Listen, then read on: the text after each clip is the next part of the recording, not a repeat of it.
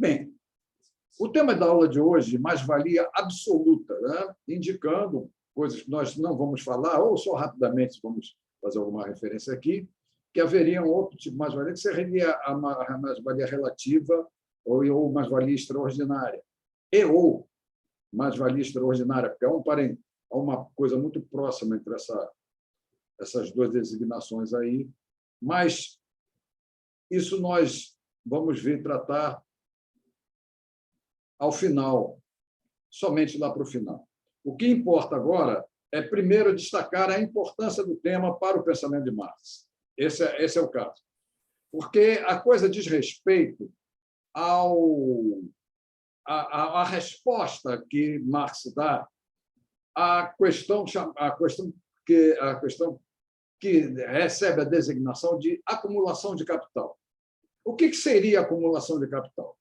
Seria um investimento de capital na produção, digamos assim, com magnitude C, que, ao final da produção, uma vez realizada, passando pelas fases de distribuição, circulação, troca e consumo, retornaria como C',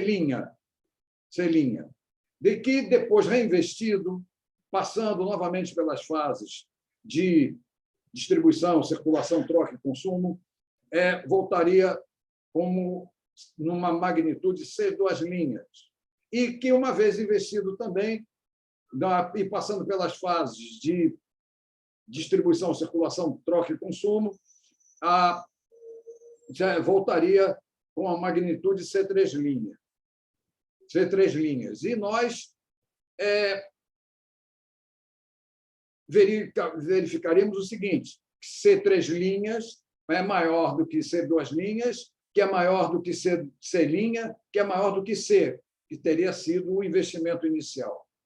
A pergunta está o seguinte: o que nesse processo em que começa a produção, vai a distribuição, circulação, troca e consumo, deu margem a esse aumento, a essa variação para cima, que é depois retida em termos de capital, e que se considera a acumulação de capital, que considera-se um acréscimo, né?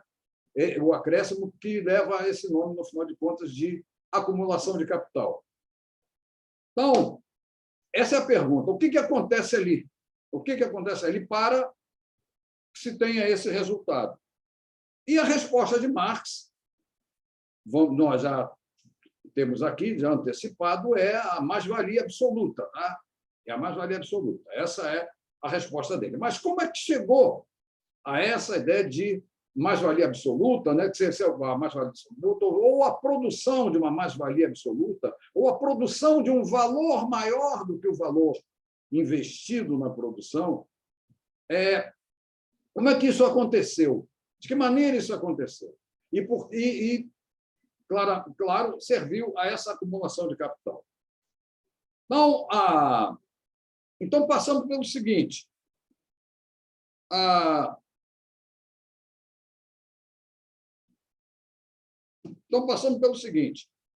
antes disso tudo acontecer, teria ocorrido um processo que, no livro O Capital, está lá no capítulo 24, que é chamado de acumulação primitiva de capital. Muita atenção em relação a isso. No livro O Capital, só vai aparecer lá pelo capítulo 24, mas isso terá sido o início de tudo, essa acumulação primitiva de capital. E é uma expressão usada por Marx, entre aspas.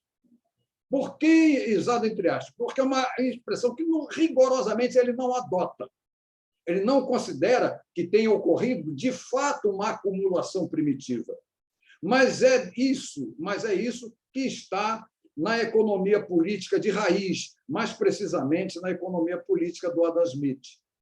Uma acumulação prévia, uma previous accumulation, que daria a partida nesse processo constante de acumulação de capital, né? De sair do C para C', sair de C' para C', para sair de C' para C'.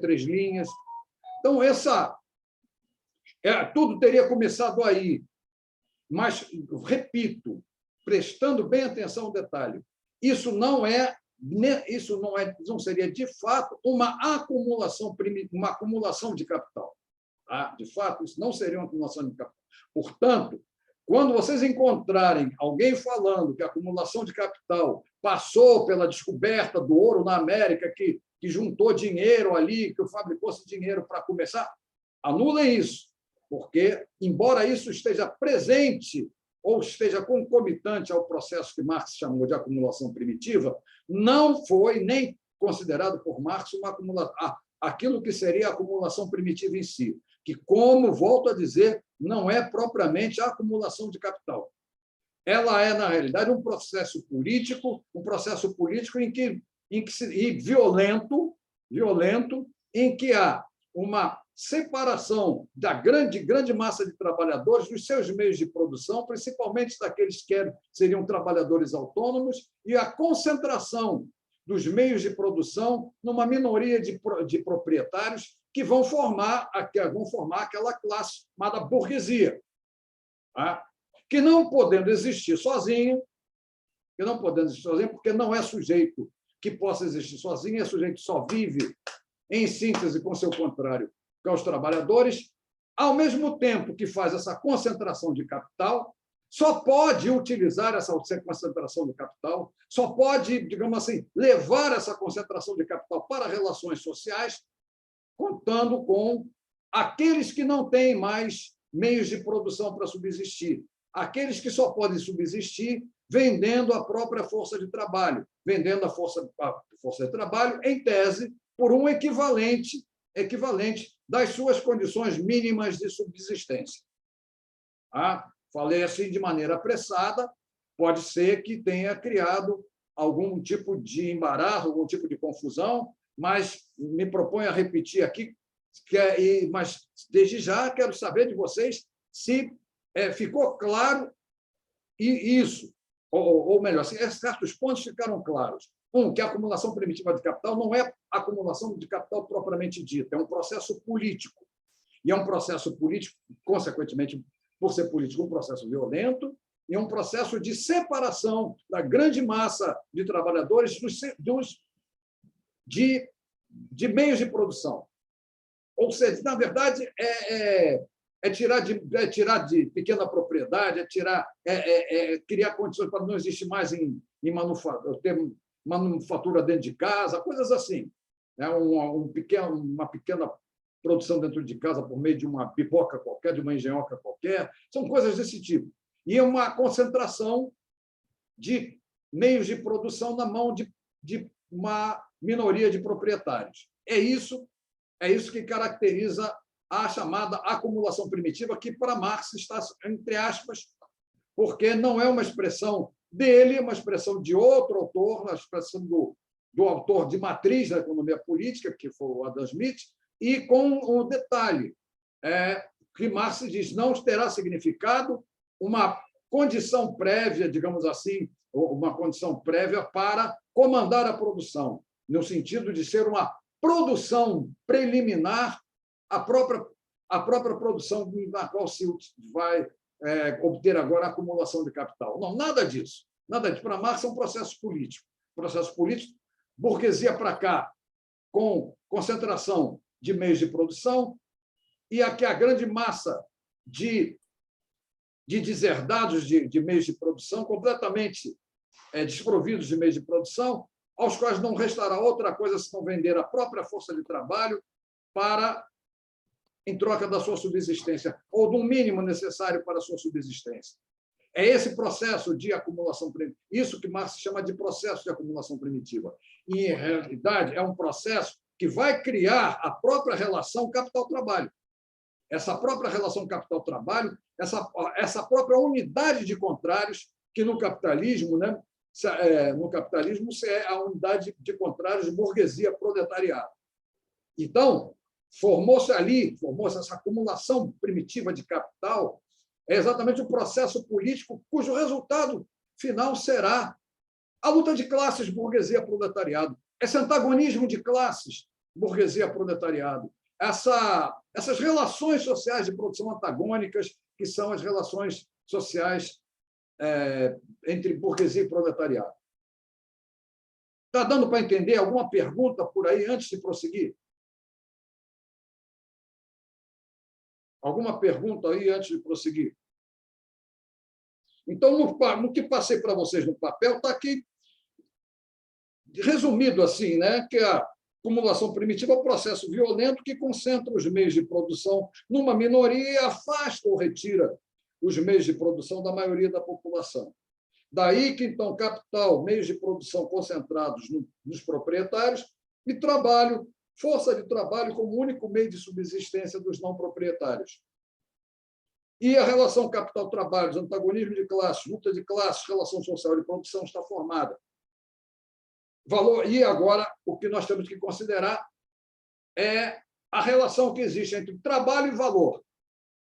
Mais precisamente, aquilo que dirá respeito para nós entre valor de uso e valor de troca, ou diz respeito para Marx entre valor de uso e valor de troca. E nós precisamos prestar bastante atenção nisso, porque o que acontece? Para Marx, o que produz valor é o emprego de força de trabalho. O emprego de força de trabalho é o que produz valor. Então, se eu tenho uma matéria bruta na natureza e eu beneficio essa matéria bruta para torná-la matéria-prima, eu estou botando na matéria bruta da natureza algo que tem valor. Agreguei valor àquilo ali. Tá? Botei valor. Agora, essa matéria bruta aqui me servirá para fazer um bem de consumo. O que acontece nesse caso? Eu pego esse valor que tem aqui na matéria-prima, retenho esse valor, mas, ao mexer nessa matéria-prima para produzir um bem de consumo, fiz isso com força de trabalho. Então, acrescentei mais valor ainda. Então, quando eu tenho, digamos, o boi na natureza, ele é uma matéria bruta. Quando eu pego o couro do boi, que está beneficiado, lá, executou o boi e tal, tá lá, o couro do boi, ele é matéria-prima. Essa matéria-prima tem valor. E agora eu vou produzir um sapato. Quanto valerá o sapato? O valor da força de trabalho empregada para fazer o couro, mais o valor da força de trabalho empregada para fazer do couro um sapato. Então, eu tenho a força de trabalho como algo que eu emprego, transformo e, com isso, acrescento valor na transformação que fiz. Está dando para entender ou não está dando para entender? Por favor, se manifestem. Tá? Então, o que acontece? Eu tenho uma outra consideração. Esse bem de consumo, o sapato... Não, o sapato ainda não é o mais valor. Calma, o sapato ainda não é o mais valor. Calma, Anderson. O sapato ele tem valor. Espera um pouco. Que a resposta que Marx vai dar para isso é uma resposta diferente da que todos davam. Tá? Vamos com calma. Então, no momento, o couro tem valor porque eu trabalhei uma matéria bruta. Eu agora, trabalhando com mais força de trabalho, esse couro e produzindo de sapato, eu estou acrescentando, agregando valor. Ainda não é a mais-valia, ainda não é isso. Eu estou acrescentando valor. Esse valor não quer dizer que ele seja um valor a mais nesse momento que eu estou falando as coisas. Vamos com calma. Muito bem. Mas o que Marx está considerando nessa história aí? Que eu tenho, e nós não podemos esquecer, sem hipótese alguma, que as coisas têm valor de uso. Mas, quando se fala numa sociedade, não é o valor de uso o que seria considerado válido dentro das relações sociais. O valor que será considerado válido será o valor de troca. Um valor que, em geral, é feito em comparação com outros produtos, nos quais houve também emprego de força de trabalho. Então, desde já, uma consideração. Produzir um sapato é útil, tem valor de uso? Tem. Mas ele só terá valor social quando ele passar por relações sociais, e é esse valor que interessa a Marx. É esse o valor social, que é o valor de troca. E esse valor de troca também tem um detalhe. Ele não está no sapato, vamos dizer que é o nosso exemplo aqui, no momento que o sapato foi produzido, ele tem que ser realizado no consumo. Então, o valor de troca não é o valor em uso do objeto que foi produzido, nem é uma coisa dada na própria produção. É algo que terá de passar por esse processo de distribuição, circulação, troca, até ser consumido. Só quando se consome algo em sociedade, o valor da produção passa a ser realizado para Marx. Entendem? Sem esse valor, sem esse consumo, não valerá nada. Não terá valido nada. É preciso essa realização final. Só que, na hora de trabalhar, embora essa precaução toda, na hora de trabalhar, Marx não ficou o tempo todo fazendo essa advertência. Ele trabalhou dessa maneira que eu vou expor agora, de maneira simplificada, para nós vermos como é que aparecerá esse excedente, que terá o nome de mais-valia absoluta e que será, na verdade, levado para a acumulação de capital. Então, consideremos o seguinte: a produção, por mais que eu fale que o comando da produção está no burguês ou está na burguesia, por mais que eu fale isso, uma coisa é clara. Esse capital que está ali, ele não existirá, ele não existe sozinho. Ele não existe sozinho. Ele tem que se desdobrar. Ele tem que ser dividido em duas partes ali. Uma parte que é a parte que Marx chamará de capital constante, que é a parte de um valor prévio, né? De um valor prévio da produção, que o valor, em geral, das matérias-primas, né? Ou das instalações e manutenção das fábricas, né? E o outro relativo à força de trabalho. Porque não haverá produção sem a conjugação entre força de trabalho e matérias-primas. Vamos simplificar tudo, né? Para matérias-primas. Sem essa conjugação não haverá produção.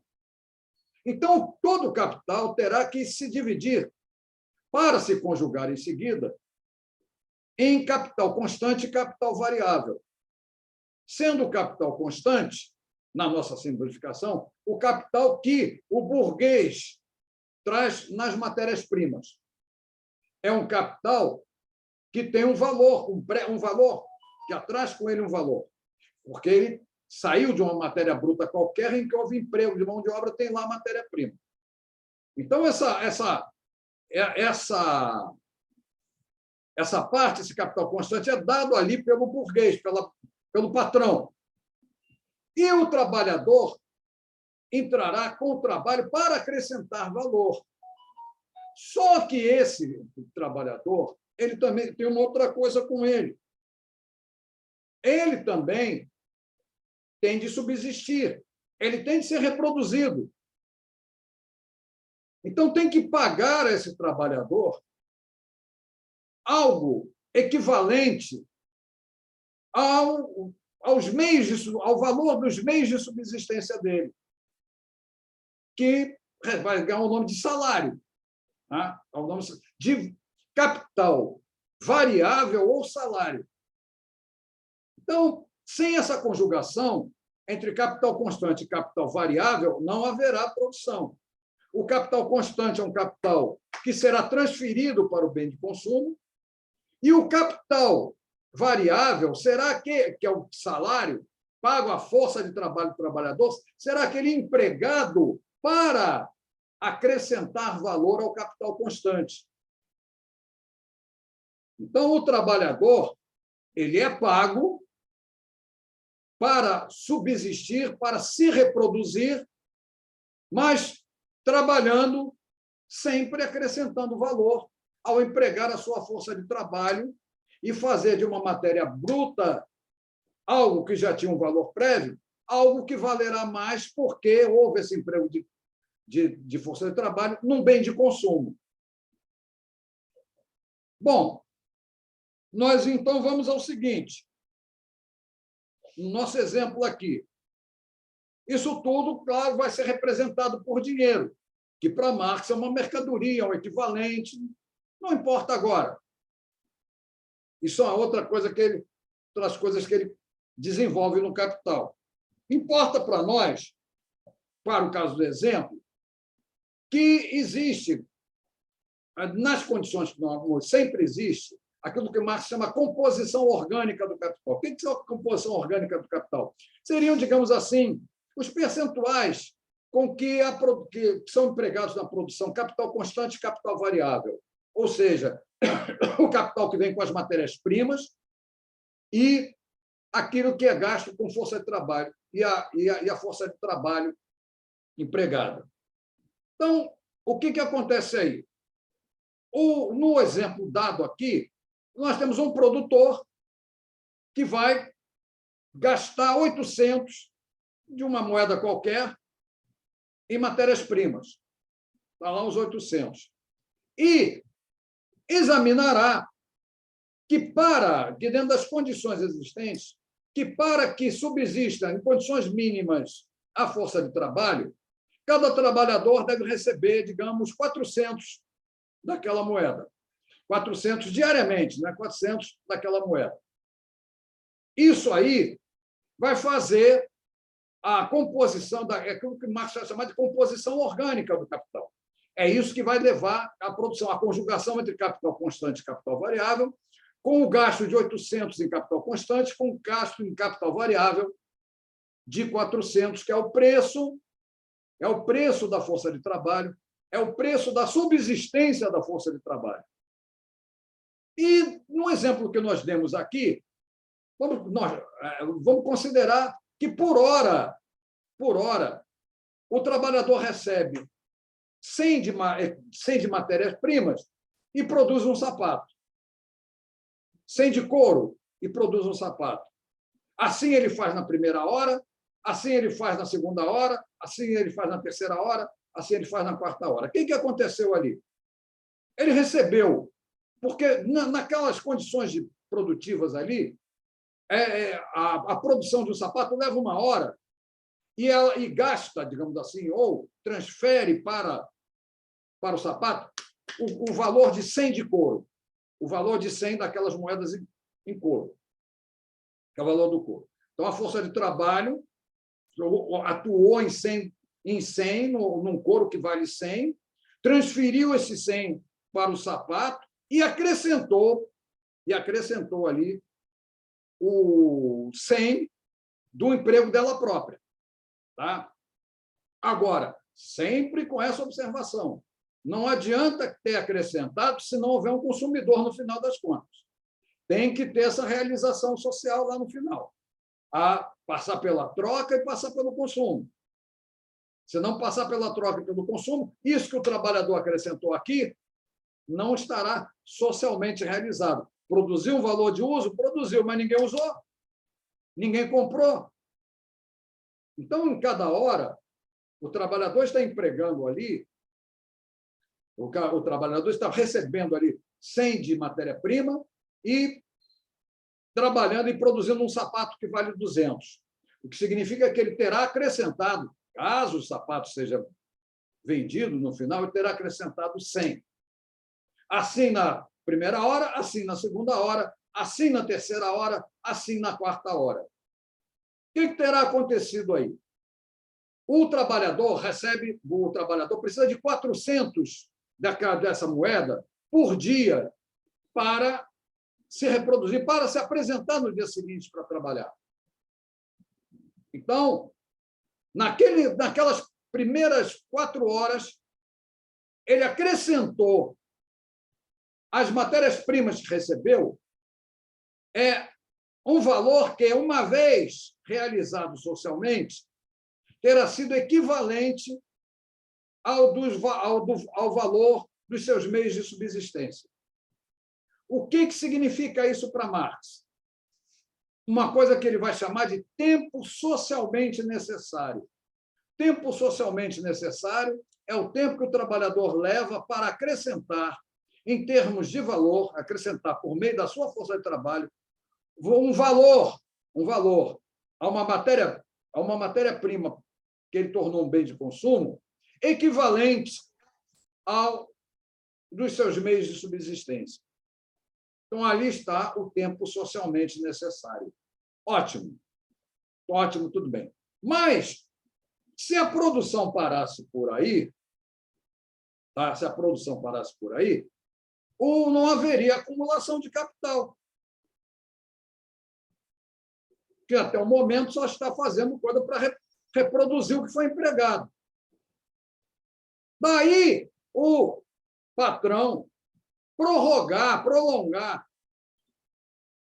a produção ou o emprego da força de trabalho para além desse tempo socialmente necessário.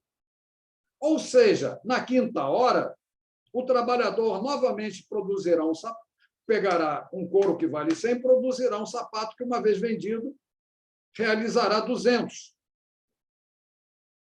Ele acrescentou, mas dessa vez ele não vai receber, porque ele já terá produzido o equivalente do seu salário. Só um instantinho, Anderson, já respondo. Na sexta hora, a mesma coisa. O trabalhador pega 100, tal qual ele fez na primeira hora, e vai produzir um sapato. Só que esse sapato, uma vez vendido, aquilo que foi acrescentado em termos de valor pela força de trabalho não voltará para ele, porque ele já terá, nas primeiras 4 horas, produzido aquilo que ele precisava para pagar o seu salário. E assim, na 7ª hora e na 8ª hora, ele, trabalhador, continuará trabalhando, acrescentando valor, sem receber nada por esse valor acrescentado. É o chamado trabalho não pago, é o chamado valor não pago, é o chamado trabalho excedente. Por quê? Porque o trabalhador já terá passado do tempo socialmente necessário. O tempo socialmente necessário foi o tempo que ele precisou para produzir um equivalente ao dos seus meios de subsistência, para produzir o equivalente ao seu salário. O que ele produzir dali para frente, ou o que ele produziu dali para frente, foi coisa que ele, nota bem, o tempo inteiro acrescentou em termos de valor, acrescentou, mas não recebeu. É isso aí que vai ser chamado de mais-valia. Vamos lá para a pergunta, porque isso tem várias maneiras de falar e nós vamos a elas já já.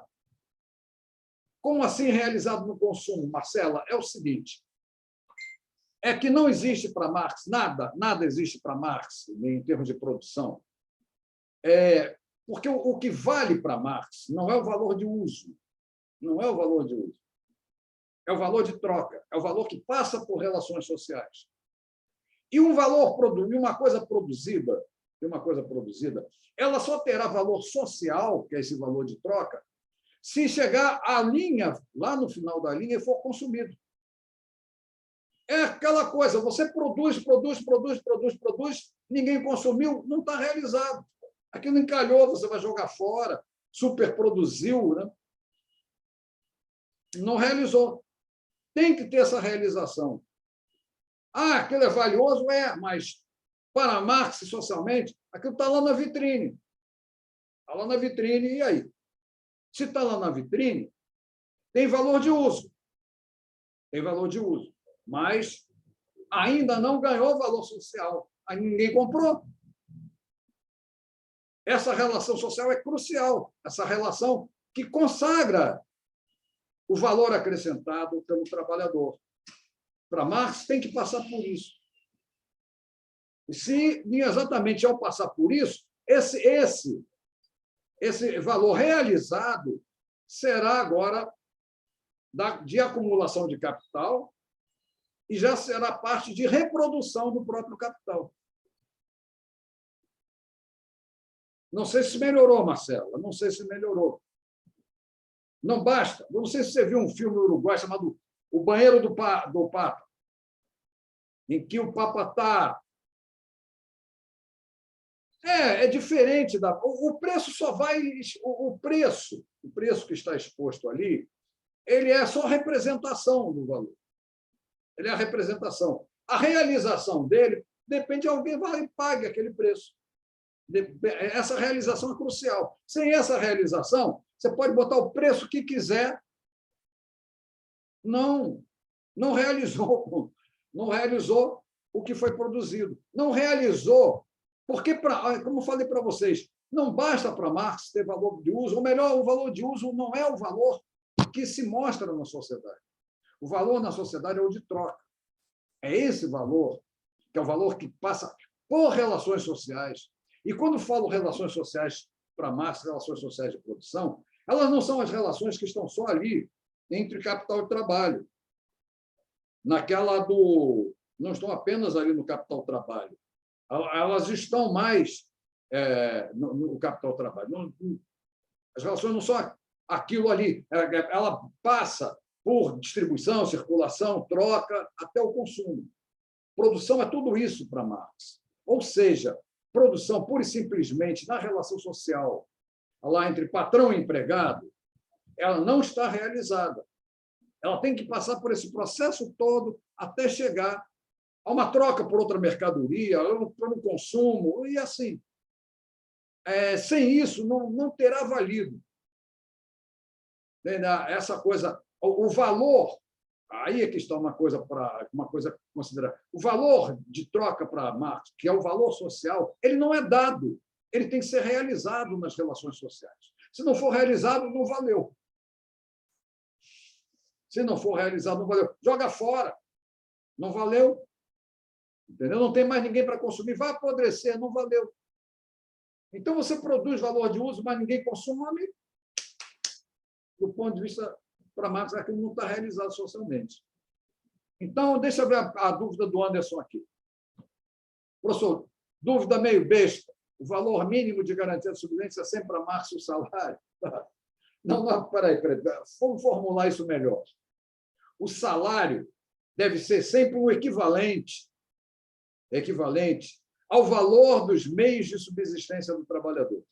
Melhor é formular desse jeito. Isso é a hipótese que a própria economia política dá. Né? A própria economia política parte por aí.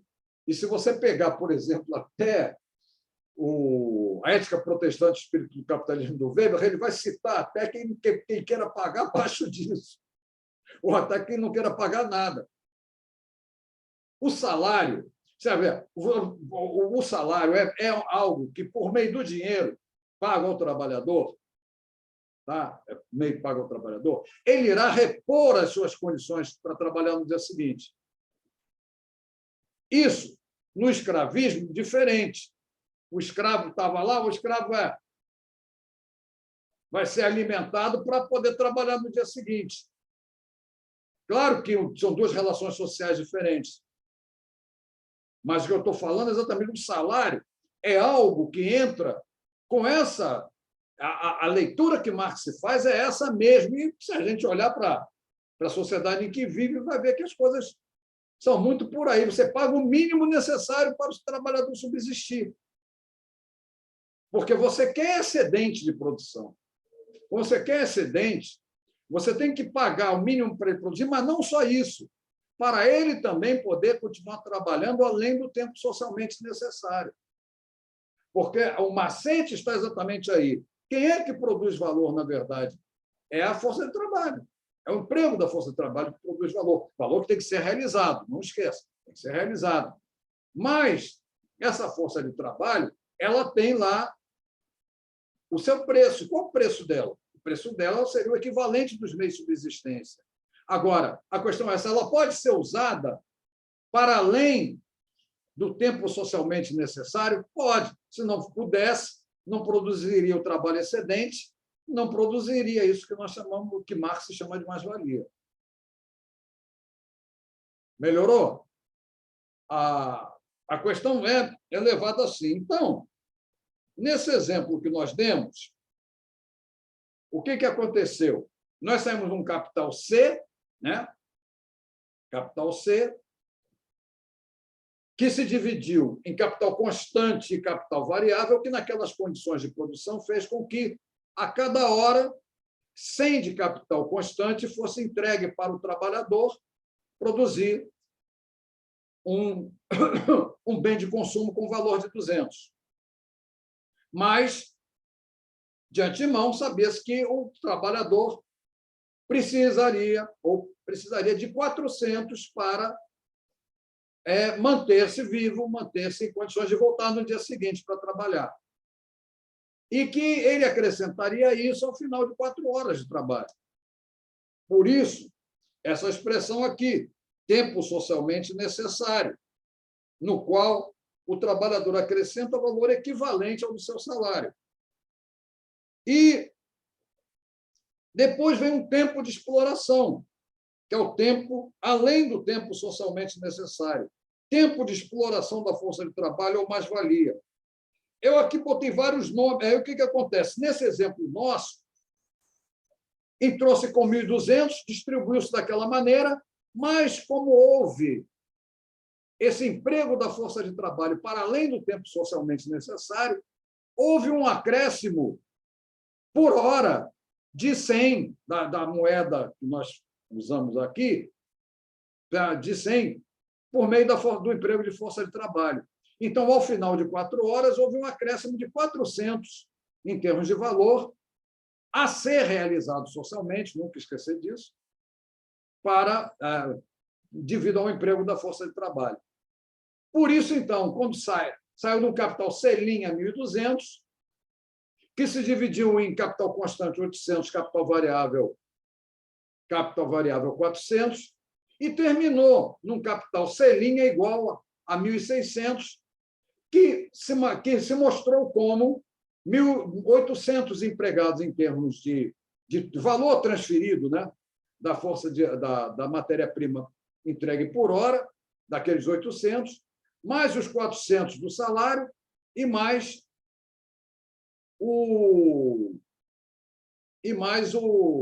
essa mais-valia, esse excedente, que é o de 1.600, que é o de 400, no exemplo que nós demos aqui. Então, esse tempo excedente, esse tempo em que se usa a força de trabalho para além do tempo socialmente necessário, leva o nome de também mais-valia, sobrevalor, tempo além do tempo socialmente necessário, tempo de exploração da força de trabalho, trabalho explorado, trabalho não pago, tempo excedente, trabalho excedente, valor não pago, valor de acumulação de capital. Chamo a atenção para o seguinte, que para considerar o trabalho como um todo na sociedade, a principal referência para Marx aí, de emprego de força de trabalho, diz respeito exatamente ao número de horas de exploração. A mais-valia para Marx, ela não é decorrente somente, não é pensada em termos desse emprego, mas pensada em termos do tempo em que se utilizou a força de trabalho para além do tempo socialmente necessário. Então, o tempo socialmente necessário, em que o trabalhador acrescentou 400, que é necessário para pagar o seu salário, preferencialmente para Marx, é um tempo, ele é pensado não em termos da moeda, mas em termos dele próprio, tempo, número de horas que a força de trabalho levou para produzir um equivalente dos meios de subsistência do trabalhador. E a utilização, para além desse tempo, que é o que se chama de exploração para Marx, e nesse caso é preciso deixar bem claro, o escravo não é explorado, ele é escravizado. O trabalhador é explorado. São termos diferentes, mas porque dizem respeito a relações sociais diferentes, a condições diferentes, a relações diferentes em relação aos meios de produção. Então, no caso aqui para Marx, a preocupação o tempo inteiro dele, o tempo inteiro no Capital, é essa com o tempo.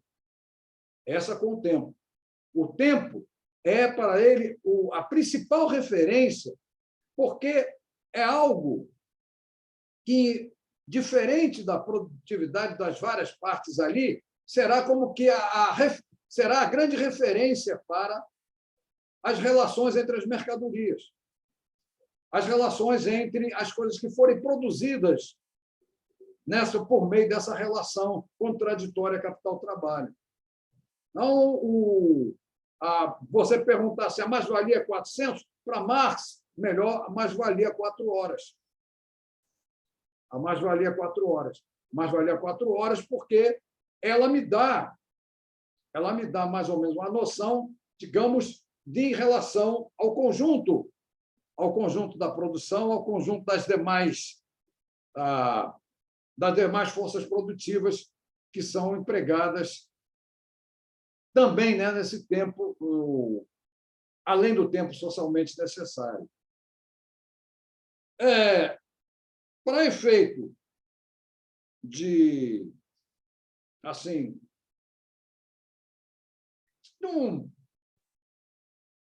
leitura do Capital, mas isso não vejo que tenha tido grande importância dentro do pensamento marxista, né, que veio. Duas coisas a considerar: taxa de lucro e taxa de mais-valia. E a taxa de lucro, para Marx, seria uma taxa relativa ser uma taxa que dizia a respeito à relação entre o excedente produzido, melhor, o valor excedente e o valor do capital inicialmente pago. O que ficaria, no nosso caso aqui, numa relação de 400 para 1.200, que daria 1/3 ou 33,3%. O que interessa, no caso, em termos de taxa de mais-valia, que é isso que Marx quer, já seria diferente. Já é a relação entre a mais-valia e os gastos com salário. Ou seja, entre a magnitude, digamos assim, monetária da mais-valia com a magnitude monetária do salário. No caso aqui, o que o trabalhador acrescentou em valor? A coisa que se expressou em termos de 400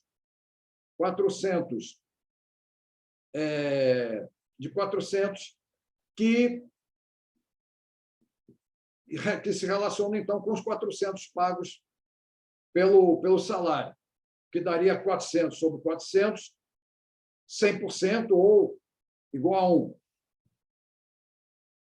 Seria a taxa de mais-valia. Mas, para Marx, o que importa mais é a relação das horas de trabalho, do tempo socialmente necessário, com o tempo das horas de trabalho de mais-valia. Então, nesse caso, vale para Marx, é mais importante para Marx, você pensar em termos, porque aí você não está pensando em termos monetários, do tempo que você usa a força de trabalho para além do tempo socialmente necessário. Nesse caso, 4 horas que você usou para além das 4 horas que foram utilizadas antes como tempo socialmente necessário. Daí também o resultado, do ponto de vista aritmético, é o mesmo. 4 horas dividido por 4 horas dá 1. Mas por que Marx prefere pensar dessa maneira? Porque, por exemplo, pode ocorrer para Marx, num ramo da produção qualquer, digamos, nesse ramo de sapatos, de produção de sapatos, que nós entramos aqui, você ter um tempo socialmente necessário de 4 horas em diferentes fábricas. Mas uma fábrica, de repente, conseguir aumentar a sua produtividade, ou com máquinas mais modernas, ou com técnicas mais eficientes, ela conseguiu aumentar a sua produtividade. Alterou o preço do sapato? Não alterou o preço do sapato, não. Mas o que acontece? Agora, o trabalhador não precisa mais de 4 horas para tempo socialmente necessário. Ele precisa só de 2 horas para produzir 4 sapatos. Um exemplo que nós estamos dando aqui. Ele precisa só de 2 horas para produzir 4 sapatos. Não precisa mais de 4 horas para produzir 4 sapatos. Em 2 horas ele produz. E o que aconteceu para Marx? Houve uma contração do tempo socialmente necessário. Essa contração do tempo socialmente necessário não será feita, não será aproveitada em termos do trabalhador. não será aproveitado em termos do trabalhador. O que acontece no caso é que essa fábrica que melhorou suas condições, sua produtividade, ela agora utilizará a força de trabalho produzindo 2 sapatos por hora, vamos dizer assim, agora, durante 6 horas e não como por 4 horas. E o que importa para Marx não é que agora aumentou e agora são 2 sapatos por hora e que nós vamos ter no final, na mais-valia, 12 sapatos lá para serem consumidos. Não, não, não. O que importa para Marx é que houve um aumento do tempo de exploração. O tempo de exploração era de 4 horas. O tempo de exploração agora passou a ser 6. Essas 2 horas, nesse ramo da produção, que uma fábrica conseguiu ganhar, que ganhar em relação às outras, ganhar para explorar a força de trabalho, é chamado por Marx de mais-valia relativa. Mais-valia relativa. Ou seja, agora houve uma contração do tempo socialmente necessário. Essa contração do tempo socialmente necessário aumentou o tempo de exploração em 2 horas. Essas 2 horas agora vão ser chamadas de mais-valia relativa.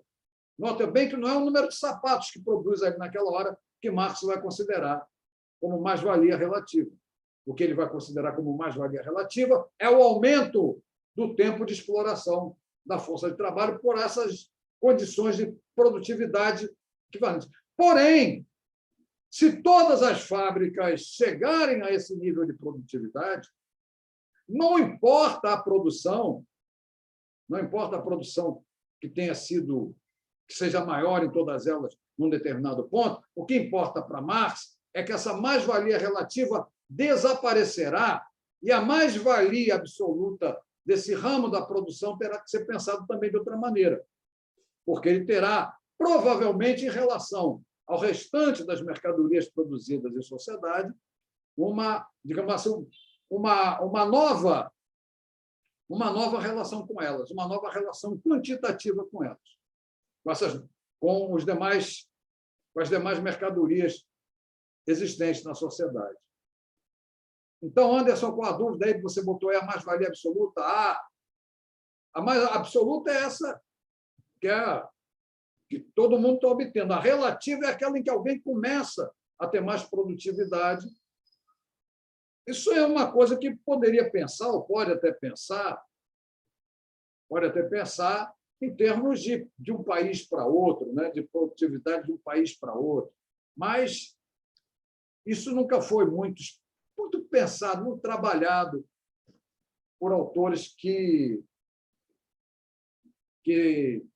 assim, desenvolveram o pensamento de Marx ou, de alguma forma, se orientaram pelo pensamento de Marx.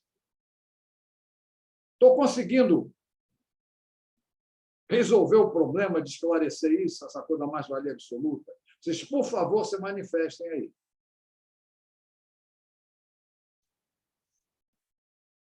Por favor. Está dando para entender, professor. Hein? Está dando para entender direitinho. Está dando para entender. Esse esquema aparentemente simples que eu botei para vocês, ele tem que ser considerado, notem bem, sempre com o consumo lá no final. Tá? Isso aqui, sem o consumo final, não vale nada. Essa é uma condição, digamos assim, da qual Marx não abria mão de jeito nenhum. Porque nós vamos lembrar, porque o que vale para Marx não é aquilo que é o fetichismo da mercadoria. Tá? Não é aquela coisa, aquele feitiço que ela tem. Não é aquilo. Não é o valor de uso dela. O que vale para Marx é a relação social que está por trás disso tudo. Que o fetichismo da mercadoria encobre, esconde. Então, para ele, só se chega lá, só se vai trabalhar, só se vai entender isso aí que está acontecendo, se eu conseguir vencer, afastar, me livrar desse enfeitiçamento, né? Que a representação que a representação da mercadoria tem nas relações sociais. Porque a gente já viu aqui que Marx, não adianta pensar em coisas isoladas em Marx. Tudo para Marx está em síntese. E as sínteses, em geral, são pensadas por Marx como sínteses de contradições. Não é uma coisa que a gente possa chegar e dizer, olha, é fácil. Não, não é não. Não é não. Ali o trabalho está lá, está ótimo, o trabalho está lá. Mas é só o trabalho que eu tenho que olhar? Não. Marx olha aquilo ali com a representação ideológica que aquilo tem, com as relações políticas que aquilo tem. Ele pensa sempre nesses termos. Então, no caso de uma mercadoria, que é um bem de consumo, essa coisa de ser um bem de consumo é uma representação que eu tenho uma representação. Oh, que coisa bonita, que coisa gostosa, que coisa que vai me satisfazer. Calma. O que Marx está falando é o seguinte: não caia na conversa das representações.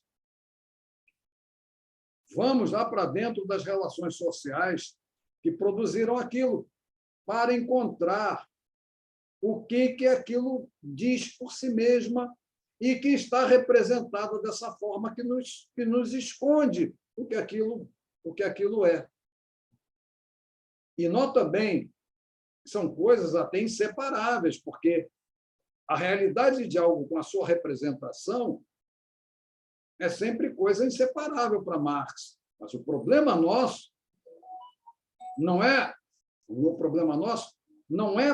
no fundo, é negar a própria representação. Então, quando ele está falando do fetichismo da mercadoria, ele está negando uma representação que esconde, ou representações que escondem todo um processo social que existe para a produção de mercadorias, que é a alma, né? Assim, é a alma do modo de produção capitalista. Então, cuidado com isso, porque não é um autor imediato, né? Vamos dizer assim, que as coisas se dão imediato no olho. Não, está sempre chamando a atenção. É sempre alguém que está chamando a atenção para um monte de relações, para os valores implicados naquilo. E nós não podemos deixar isso escapar. Até porque, se é que nós queremos realmente entender o autor e não ficar nas discussões vulgares de pessoas que acham que já sabem tudo e que podem falar dele com a cabeçada que derem. Alguma pergunta?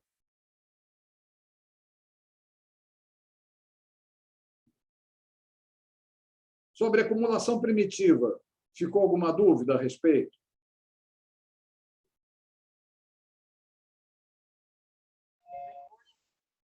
Só vocês ficar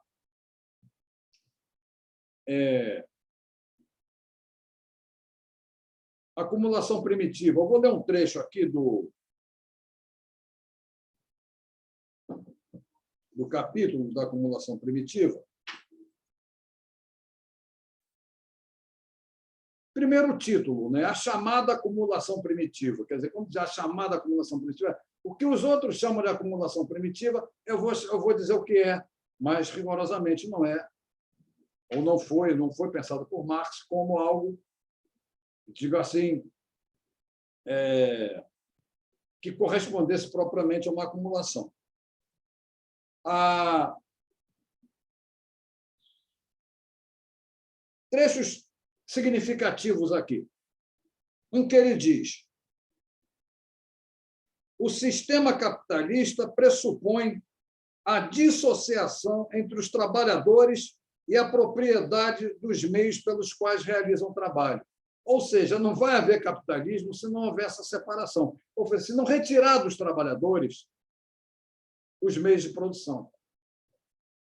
Porque faz parte do capitalismo exatamente dar aos trabalhadores uma única alternativa de subsistência, vender a sua força de trabalho. E é exatamente a força de trabalho que acrescenta valor, caso haja um consumo lá no final. Outro ponto aqui. O processo que cria o sistema capitalista consiste apenas no processo que retira ao trabalhador a propriedade de seus meios de trabalho.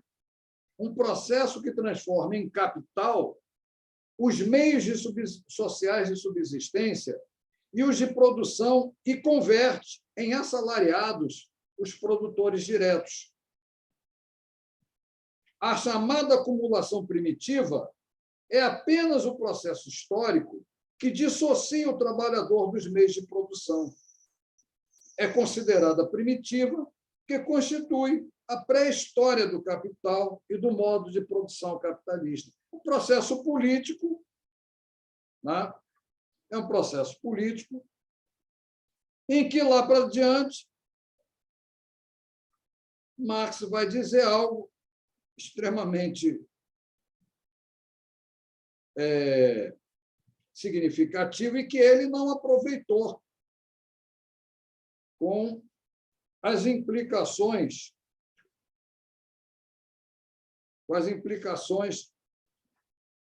epistemológicas que isso traz. Cadê, meu Deus? Me perdi aqui agora. Está aqui.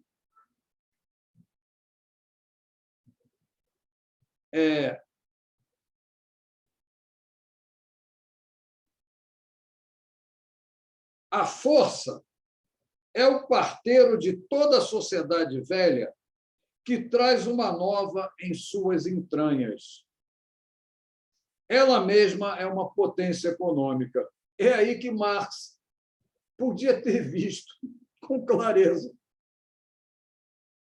que a violência, porque esse processo todo é um processo de violência, um processo de expropriação, né? É um processo de violência, mas ele acaba botando aqui a força, né, a violência, como uma potência econômica, quando, na realidade, é, na verdade, uma ação política. Por isso, não tem de econômico, não tem nada, até porque... Mas aqui a possibilidade dele apareceu, dele verificar, pô, mas essa porcaria não tem nada de econômico, isso é tudo político mesmo, é a violência que está mandando aqui. Mas aí, uma provocação que eu estou fazendo, mas não diz absolutamente nada contra o autor, só uma coisa que mostra para nós que ele andou vendo que a coisa não foi a produção em si, não foi o desenvolvimento de forças produtivas em si que levou a esse processo. Quem conduz esse processo é a violência. E a violência. Essa coisa que está no dinheiro, porque Marx fala muito do dinheiro na acumulação primitiva, e também, ao falar do dinheiro, ele não se adapta bem, ele não se liga bem com o dinheiro, ele não, embora considere o dinheiro uma coisa que vem da mercadoria, o que é uma coisa errada, sem dúvida, ele também ele fica indignado e não pega as indicações que o dinheiro já dava para ele ali de uma existência política completamente afastada e até comandante da produção. Mas não quero complicar isso aqui. Anderson deu um não aqui, Marcela não. O que foi não? O quê? Está sim, está não? Bom, façam perguntas aí, por favor. Se tínhamos alguma dúvida. Tá, de qualquer forma, as questões estão postas aí. Tá? As questões estão postas aí. Se vocês olharem a maneira como foi como foram distribuídos os capítulos do Capital, vocês notam que essa questão aí, que no fundo, da acumulação primitiva, ela vai aparecer lá no capítulo 24, por razões, vamos dizer assim, não muito fáceis de ver, mas que podem ser tranquilamente compreendidas. Porque Marx, e isso é importantíssimo para nós, Marx ele descobre dificuldades, coisas que impedem fazer uma descrição direta das coisas, sem passar pelas contradições que existem entre realidade e representação. Então, essa preocupação com o fetichismo na mercadoria, ela tinha que vir no início. Essa coisa de caracterizar o capitalismo como pela mercadoria, né, como sistema de produção de mercadorias, isso tinha que vir no início. Não podia chegar e fazer a coisa, pegar na história dele, não. Pegar o que está vendo aqui, depois eu vou lá para trás na história para trabalhar o caminho que trouxe até aqui. Mas, de saída, tem que dissipar uma série de coisas que são relativas às relações entre realidade e representação. E é preciso, nesse caso, até lamentar que Marx tenha trazido uma preocupação para as ciências sociais, que foi que essa coisa relativa às relações entre realidade e representação, que hoje está perdida. Isso é uma das preocupações que tornaram Marx um clássico das ciências sociais. Social é representação de valores. Então, social é um ir além da realidade, muitas vezes contra a própria realidade. Essa base que as ciências sociais já tiveram, jogada fora, por causa dessas negócio de falar, principalmente na ciência política, democracia, ditadura e tal, e ficar só nisso. A questão para Marx, se nós olharmos o Capital, ela tem uma carga, no momento que ele pensava, não nesses termos, mas nós depois pensamos nesses termos e sem problema. Ela tem uma carga sociológica de base fundamental. Eu não vou chegar a essas relações sociais de produção assim de graça. Eu tenho todo um problema a ser trabalhado entre realidade e representação para, finalmente, poder fazer uma interpretação da realidade em que nós estamos inseridos. E, no caso de Marx, a coisa fica mais delicada ainda, porque Marx explicitamente trabalha com contradição. Relações sociais de produção são contradições em si, lutas de classe. A representação não mostra isso. Você não vai... Aí é que está essa coisa do fetichismo na mercadoria. Você não vai ali comprar um sapato perguntando como é que são as relações sociais de produção. Você vai ali pelo sapato, bonitinho e tal, gostei, vou comprar, estou com dinheiro, vou comprar. Então, há uma coisa que a preocupação de cara dele é de cara dizer o seguinte: olha, eu vou passar por cima das representações, eu vou querer chegar lá ao que é representado. Porque quando a gente pega o Capital, depois de algum tempo, se dá conta disso.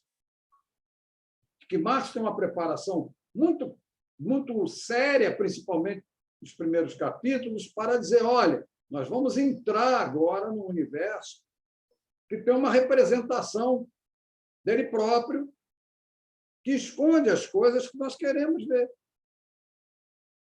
Coisas que estão relacionadas com isso? Sim, estão. Mas o tempo inteiro, essa atenção. Ter atenção a isso. Nós queremos descobrir não a representação, mas o que é representado. Que aí que está dentro do pensamento de Marx, tem essa dificuldade. Que não é qualquer um que enxerga essa dificuldade, porque a representação ela tem relação com o que é representado. Mas eu não posso dar atenção a ela se eu quiser descobrir o que está sendo representado. E isso que está sendo representado é o que vai me levar a mostrar a contradição e me botar o problema histórico de agir ou não agir. Aquilo que nós vimos lá no prefácio. Chegar na porta do inferno e dizer o que vai. Vai topar parar ou não vai topar parar? Ou vai fingir que não está acontecendo nada? Bom, deixo com vocês aí perguntas.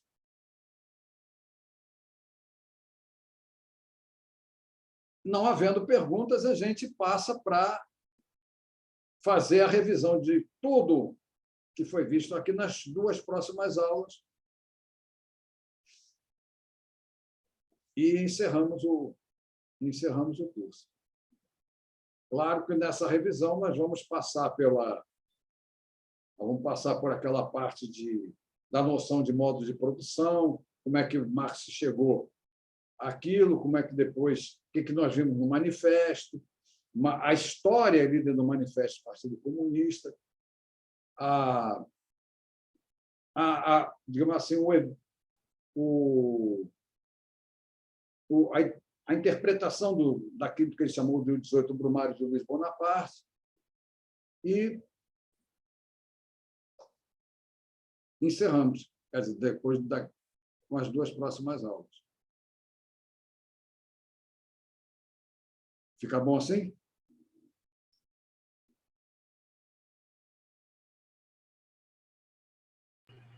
Tá tudo ok, professor. Não tenho nenhuma dúvida, não. Oi? Tá tudo ok, eu não tenho nenhuma dúvida, não.